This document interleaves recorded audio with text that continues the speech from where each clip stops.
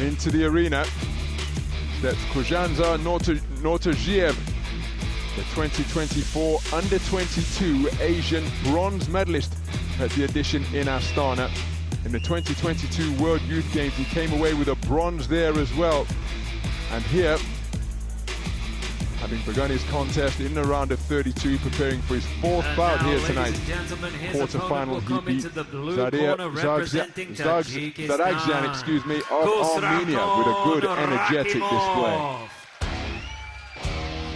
His opponent is Khusravkhon RAKHIMOV, the tournament #2 seed. He too, an Asian bronze medalist from the same event in Astana, but that was up at 57 kilograms. Just before the World Championships, he won the prestigious Shakir Botlekuli Memorial Tournament in Kazakhstan. And here in the quarter-finals, he beat South Africa's Masibulele Siguela 5-0 on the card, but it was a competitive fight. And trust me, Andy, there'll be no love lost between those two. They won't be swapping birthday cards. I don't even think they shook hands at the final bell. Really intense, really competitive. And it was this man who prevailed on a hard-fought unanimous decision win to book his place here at the Final Four stage.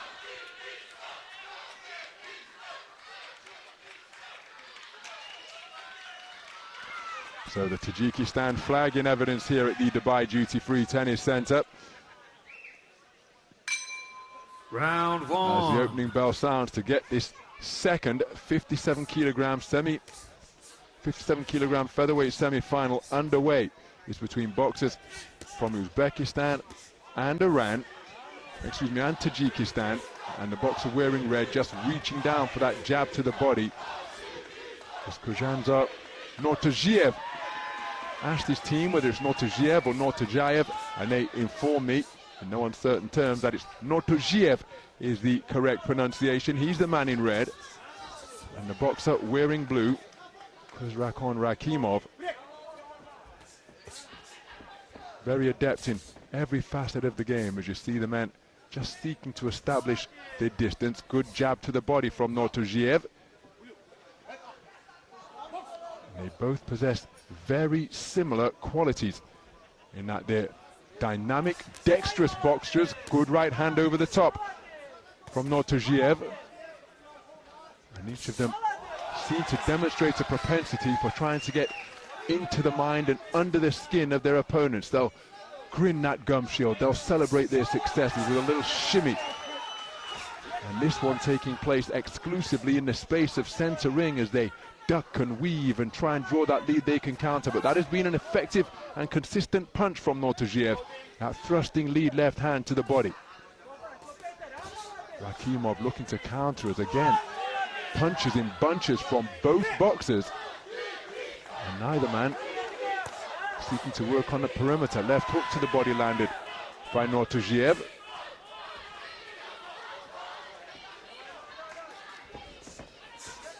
Came forward behind a double jab, a right hand, but couldn't find the range because RAKHIMOV had ghosted away.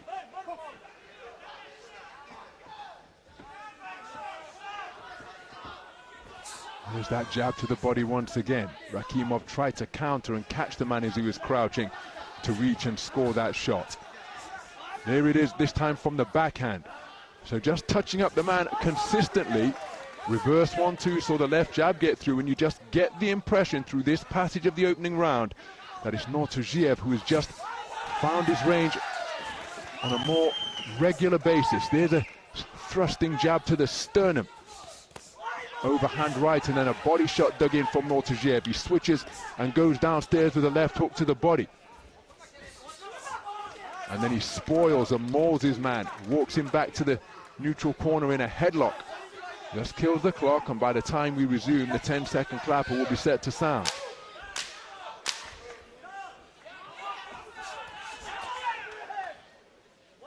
Well, I think this has been a very clever opening round for Khujanazar NORTOJIEV. He's found a range with more consistency and scored repeatedly, particularly with straight shots downstairs. He has. He's been nice and busy all the way through the round. Started at a decent pace and kept it up throughout the course of the 3 minutes. And when you look at the dynamic between the two of them. I just felt that he waited a little bit too long at times, Rakhimov, and that NORTOJIEV was the one who, as I say, just threw the greater volume, and enough of it got through. It's not that the fighter in blue didn't have any success, because we see him land a left to the body there, but he was quite reactive, and the Uzbek at times can look a little bit clumsy with some of the moves that he looks to pull off, but he's one of these guys who just kind of, he gets on you, gets all over you, and maybe he'll just take an adjustment for the second round there for Rakhimov. Well, although, having said that, Rakhimov gets it with all 5 judges, which I do find rather surprising. I share your surprise, Andy, as we prepare to go into the second round. At the round of 16, he prevailed over Ankamar Karku of Mongolia on a 4-3 split. I urge you to dig out the contest and just look at the expression of the Mongolian boxer when that decision is announced. He was absolutely stunned into disbelief that it had gone against him. But that's what took him through to the quarterfinals, where he prevailed on that unanimous points verdict against Masibulele Seguela. He's taken the opening round unanimously here, has the tournament number 2 seed, and that has prompted Khujanazar NORTOJIEV just to plant his feet into the canvas a little more firmly and seek to get more pop onto his punches.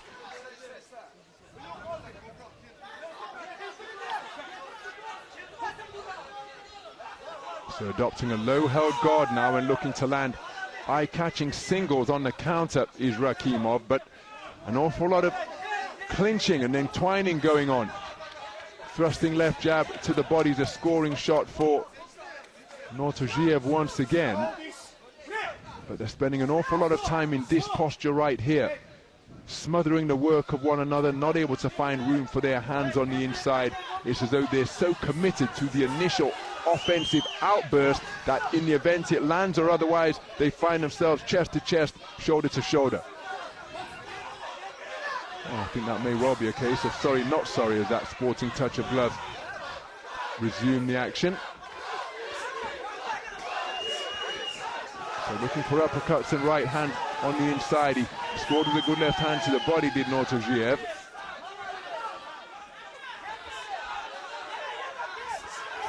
And again, quality work to the body from NORTOJIEV. Good counter right hand in response from Rakhimov, and the two of them engaging in an exchange. Beautiful right uppercut turned underneath, and the crowd really enjoying the intensity of this one. But the boxing at mid-range, as you see Rakhimov clearly putting his man into a headlock and making out as though he's not doing anything, and it's the man in red who's given the talking to from the referee. Left hooks exchange as the boxer just got back and disengaged beyond the edge of range. Well, neither man looking to work on the inside, and given that they are such complete boxers, I do find that rather surprising. There's an admonishment in either direction from the referee. Right uppercut, left hook success from NORTOJIEV. And again, look at that burst of punches through the middle. Man in blue forced to touch down because NORTOJIEV had ghosted around the other side. So NORTOJIEV feinting, threatening, but neither man committing. The attempted left hand from Rakhimov was blocked by the right glove and forearm of NORTOJIEV. And it's a good round to watch, really, really entertaining stuff. For me, again, that's another clear round for the red corner, because they've both thrown plenty of punches there, but NORTOJIEV, I feel, has significantly outlanded Rakhimov there. We'll just have to wait and see what we get on the scorecards, and maybe he won't be too hopeful after what we got in the first round. Personally, I've got him 2 rounds up in a competitive and good fight. But you just look at these exchanges, these arguments, if you like. There's one of them who's having the final say, who's getting the last word, and it's the fighter in red pretty much every time, particularly with that left hook down to the body, that left hook up to the head. The successes of both fighters being celebrated. Well, let's have a look and see where the judges have gone with it, and they've gone 4-1 in favour of Rakhimov again there, and I just can't get on board with that. I really can't. So as we move into the third and final round, the tournament number 2 seed Khusravkhon Rakhimov of Tajikistan is in a really strong position, and that is what has prompted the brisk start from Khujanazar NORTOJIEV. He landed that good overarching right a few moments ago, but he needs a massive final round here to overturn a 20 points to 18 deficit for 4 of the 5 scoring judges. Conceded the opening round unanimously when I thought he got the better of it. In the second round, he's lost it 4-1. And again, he will probably be a little taken aback by that verdict. IBA live scoring is available, so the coaches will have reminded him of the context of the bout going into the third and final round, and he knows that he needs a massive one. Now he scores with a good left hook to the body. And he's looking to back the man in blue up. He can now engage in clock-killing tactics. Rakhimov goes walkabout, and again he's well within his rights to do this, because it's not down to him to tap his man on the shoulder and say, listen, are you ready to box? That's why the referee is there. And if he issues the command of box, then the other guy has to be ready to go.